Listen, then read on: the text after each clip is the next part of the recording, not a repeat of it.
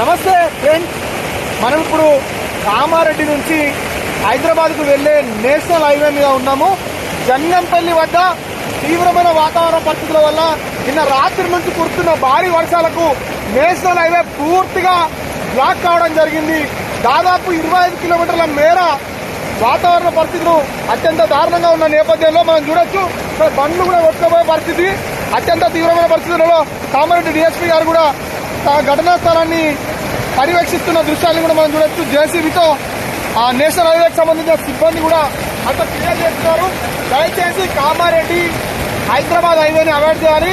మరీ ముఖ్యంగా చూసుకున్నట్లయితే సిద్దిపేట నుంచి కరీంనగర్ వెళ్తున్న నేషనల్ హైవే కూడా వాతావరణ పరిస్థితులు ఉధృతిగా ఉండడం వల్ల ఆ నేషనల్ హైవేని కూడా అధికారులు క్లోజ్ చేస్తున్నారన్నట్టుగా మనకు ప్రాథమికంగా సమాచారం వస్తుంది.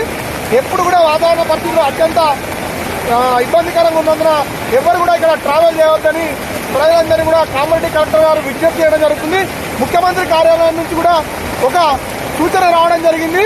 ఈ వాతావరణ పరిస్థితులు బాగాలేనందున దూర ప్రజలందరినీ బంద్ చేసుకొని ప్రజలందరూ ఇళ్లలో ఉండాల్సిందిగా కోరుతున్నాము.